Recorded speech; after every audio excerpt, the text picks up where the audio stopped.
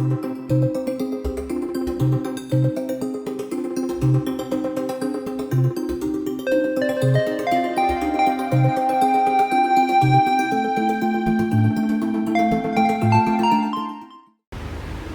Maxence Amiel, Bonjour. merci beaucoup d'avoir accepté cette petite interview. Nous sommes à Sète, au Festival de Poésie Voix Vive, édition 2023. Est-ce que tu peux nous parler de toi un petit peu? Alors je suis poète, romancier et éditeur. Voilà, j'ai été libraire, j'ai pendant longtemps travaillé dans le milieu du livre et depuis toujours. Et voilà, je suis ici à Sète pour les éditions de la Crypte pour lesquelles je travaille et aussi en tant qu'auteur pour présenter mes livres publiés. Quand tu as commencé à écrire? J'ai commencé à écrire assez tardivement, à l'âge de 19-20 ans, voilà, suite à la découverte d'une littérature plus large à laquelle j'avais pas eu accès avant, et notamment grâce à un professeur en classe préparatoire, voilà, qui m'a ouvert des horizons que je n'imaginais pas. Donc c'est arrivé assez tardivement, pendant mes études supérieures. Comment tu écris, construis, crées ta poésie et ton roman, bien sûr, et les relations entre les deux pour toi? Alors la poésie, pour moi, c'est une pratique d'écriture un peu particulière. Je n'ai pas du tout une écriture quotidienne. Je travaille, je ressasse beaucoup de choses dans ma tête, j'observe beaucoup, je prends des notes. Et souvent, quand je me mets à écrire de la poésie, c'est très soudain, pendant une période très courte. Voilà. Et donc mes livres se construisent dans l'écriture, en tout cas dans des périodes très courtes. Mais c'est nourri par voilà, des mois et des mois d'observation, d'expérience, de discussion, voilà, et de réflexion. Et le roman? Et le roman, c'est une écriture différente, forcément. Pour moi, c'est beaucoup plus compliqué. J'en écris beaucoup moins, je prends beaucoup plus le temps. C'est souvent inspiré, mais comme ma poésie, de sensations d'enfance, de souvenirs et de paysages, voilà, que je connais. Je sais que j'ai très peu d'intérêt pour les intrigues. Et ce qui va m'intéresser, c'est plutôt les relations des personnages entre eux, leur rapport au monde et comment la langue peut témoigner de ces rapports-là et créer des images et créer des choses un peu détonnantes, voilà, pour créer une histoire, oui, mais pas forcément une intrigue. Les auteurs qui t'ont marqué, qui t'ont inspiré? Voilà, il y en aurait beaucoup à citer. Le premier qui me vient à l'esprit, c'est Pierre Michon, qui a été vraiment une révélation pour moi. Si je dois revenir à ce que je disais sur ma découverte de l'écriture, c'est un petit roman d'André Gide qui s'appelle Palude, qui m'a beaucoup marqué. Mais sinon, Pierre Michon, Peter Handke, beaucoup.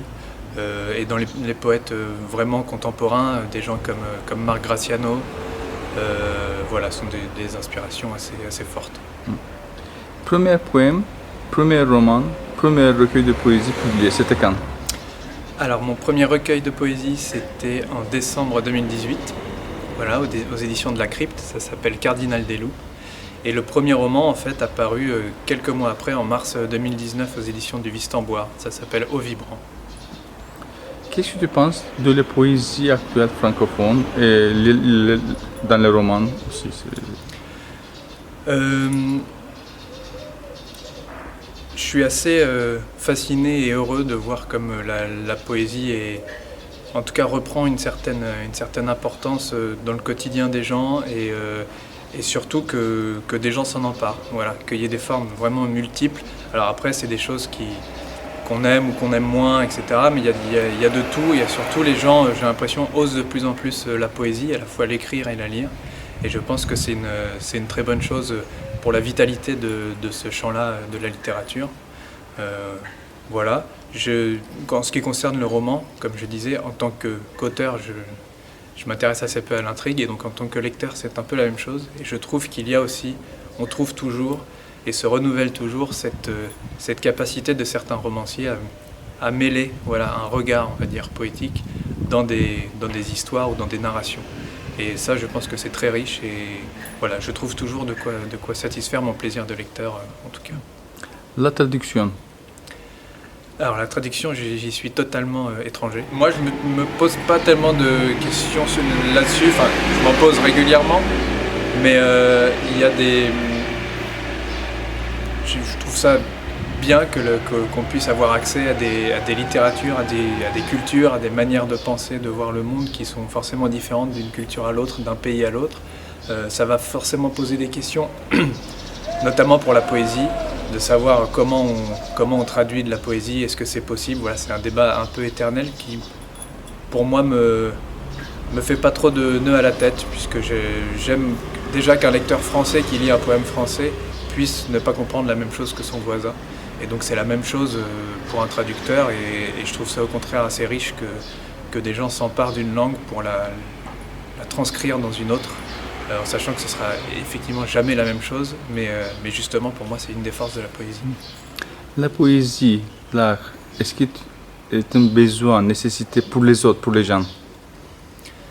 Je pense que c'est une nécessité,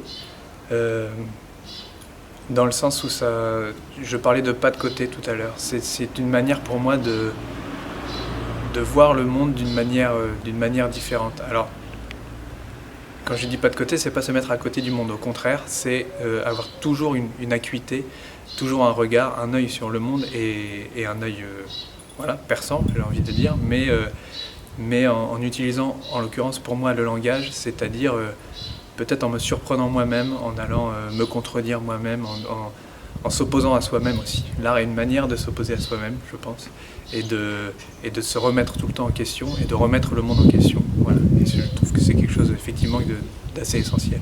Et pour les jeunes ordinaires, est-ce que c'est vraiment une nécessité s'il n'existait pas, si elle n'existe?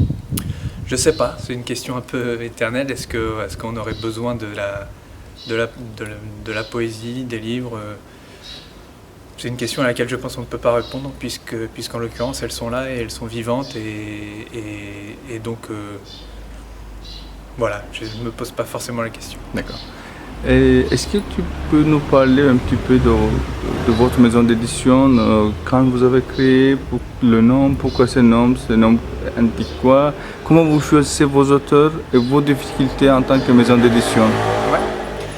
Alors la maison s'appelle les éditions de la Crypte. Moi j'ai rejoint cette maison en 2020. J'ai été d'abord publié par cette maison en 2018 et puis je suis devenu salarié de la maison d'édition. Mais c'est une maison donc, que je n'ai pas créée, qui existe depuis longtemps. L'histoire a commencé en 1984 et ce sont 4 amis qui ont, dans une crypte romane dans les Landes, dans une ville qui s'appelle Agetmo, qui était un lieu où il y avait beaucoup de lectures de poésie, de théâtre, voilà, qui était une crypte. Et dans cette crypte, ils ont décidé de créer un soir, après une lecture, de créer un prix de poésie pour des jeunes auteurs ou jeunes autrices de moins de 25 ans pour publier leur premier texte. Et c'est comme ça qu'est apparu en 84 le premier livre de la crypte, qui s'appelait Les Hannetons jumeaux, de Bruno Dey, qui était donc un premier texte. Et puis tous les ans, ils ont décerné ce prix de la crypte, pendant 20-30 ans. Et puis en 2012, une équipe qui s'était formée autour d'eux et après leur disparition a décidé de continuer l'histoire, autour notamment de Christian Marsan, qui est aujourd'hui encore le directeur littéraire de la maison d'édition, pour poursuivre l'histoire mais en créant une véritable maison d'édition, c'est-à-dire poursuivant le prix de la crypte tous les ans, mais en constituant des collections en plus pour faire un vrai travail éditorial. Donc aujourd'hui il y a 4 collections qui ne concernent que la poésie. Donc 3 collections de poésie et une collection d'essais sur la poésie, on va dire, pour le dire rapidement. Voilà, c'est une maison d'édition qui est très ancrée dans le territoire où elle est, dans les Landes, et donc une autre part importante de notre activité, en plus des livres et de la publication des livres, c'est ce qu'on appelle l'éducation artistique et culturelle. Donc on fait beaucoup d'ateliers d'écriture dans les collèges, dans les lycées, dans les médiathèques, auprès d'associations, dans des prisons, etc. Voilà, ça c'est une activité importante et précieuse pour nous. Et on a un festival tous les ans lors du week-end de l'Ascension en mai qui s'appelle Moins les murs et qui réunit pendant 3 jours des poètes, des musiciens, des comédiens, des animateurs d'ateliers d'écriture, des artistes plasticiens qui font des expositions. Voilà, ça c'est pendant 3 jours, le week-end de l'Ascension tous les ans. Oui, des difficultés, il y en a toujours en tant qu'éditeur. Nous, on est une petite association. Les difficultés elles vont être essentiellement basées sur le problème de la diffusion, c'est-à-dire de vendre, voilà, de pouvoir diffuser nos livres le plus largement possible. Donc c'est plutôt là-dessus que nos difficultés vont se concentrer. Nous, comme je disais, on fait beaucoup d'ateliers d'écriture, c'est ça qui nous permet de rééquilibrer aussi, voilà, en diversifiant cette activité. Je dis diversifier, mais en fait, dès l'origine, la crypte s'est construite comme ça, sur à la fois les livres et l'éducation à la poésie, on va dire. Voilà, donc c'est effectivement des difficultés financières qui existent forcément. Nous, on a donc, c'est une association qui a un salarié qui vit notamment grâce à des subventions publiques, mais pas que. Voilà, on essaye de trouver des manières, des débouchés autres pour nos livres, et voilà. Et pour l'instant, on arrive à s'en sortir comme ça. Et comment vous choisissez vos auteurs? On choisit nos auteurs, alors beaucoup par des rencontres. Finalement, on reçoit assez peu de manuscrits parce que sur notre site internet, on essaye de restreindre un peu on a un message pour restreindre un peu ces envois-là, notamment parce que on a beaucoup, comme je l'ai dit, par définition, on est une maison d'édition qui découvre des auteurs qui publient leur premier livre chez nous, et donc on a vraiment à cœur d'accompagner ces auteurs-là et de continuer à travailler avec eux. Donc ça, c'est une bonne part de nos publications, mais on découvre aussi d'autres auteurs qui peuvent avoir publié ailleurs, et ceux-là, on les rencontre soit par des manuscrits qu'on reçoit, et dans ce cas-là, on a un comité de lecture, voilà, qui sélectionne les textes, soit par des rencontres qu'on fait sur les salons, dans les librairies, des auteurs qu'on aime et vers qui on va spontanément pour leur demander s'ils n'ont pas envie de travailler avec nous. Tu viens au Festival de Sète et également, comme on dit, au marché de poésie à Paris. Est-ce que tu peux nous donner tes impressions sur la différence, par exemple, entre les deux? La différence pour nous, c'est des moments importants de l'année. Alors pour plusieurs raisons, c'est évidemment des endroits où on fait découvrir nos livres, où on peut vendre nos livres et où les gens qui aiment nos livres viennent.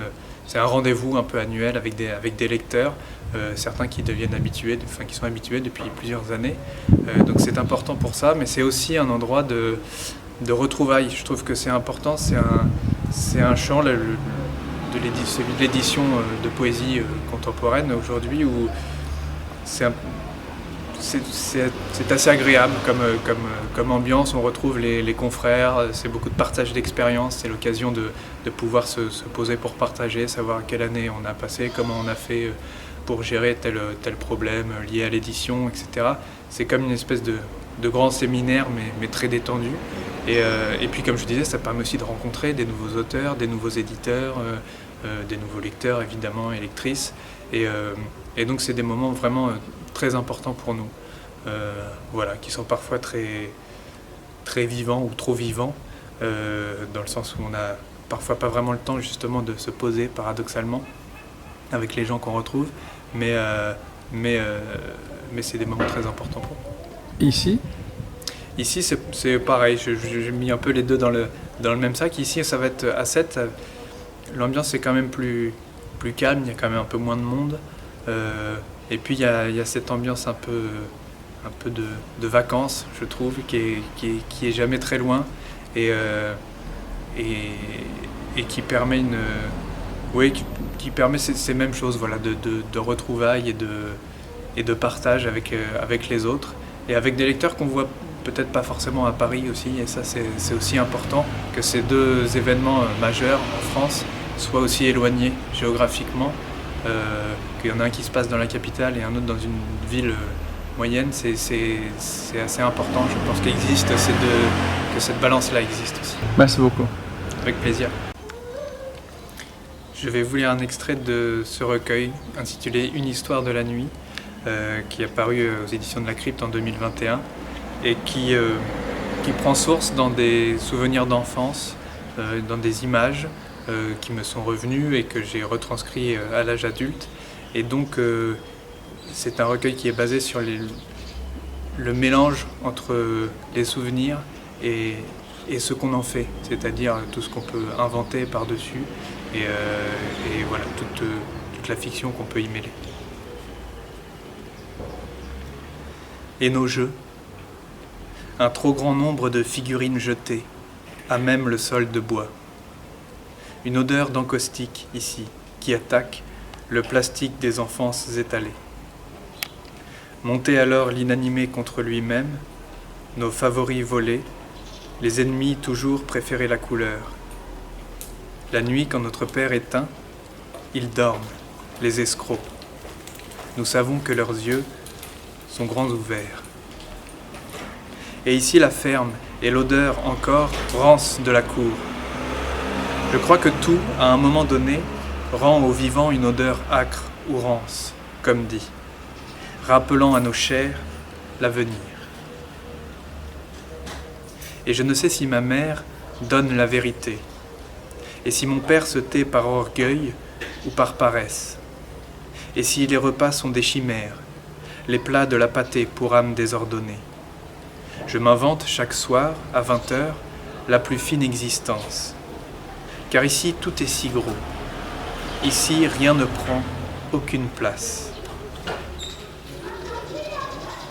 Et j'ai cette impression, maintenant, que je dois tout dire, là.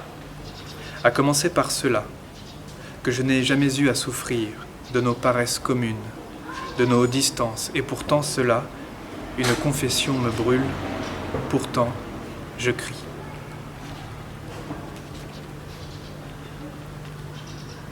Et la neige, et ce soir-là dans la chambre où j'ai surpris mon frère et mes amis devant les reflets blancs. Et partout il faisait nuit, mes yeux irradiés, et je ne savais plus quoi penser, quoi faire. Et tout cela, toutes ces questions doivent à jamais prendre place dans le récit de ma nuit. Car rien ici n'échoue à peindre un instant de silence, celui dans lequel on découvre un autre visage derrière le visage connu. Et alors il faut dire les premiers pas, aux côtés, un peu en retrait du frère, ces instants que plus rien ne promet. Pourtant dire dans le mot ce que le cœur ne peut dire, c'est se taire devant, disons, la mer. Un passage obligé, chemin arpenté comme à reculons.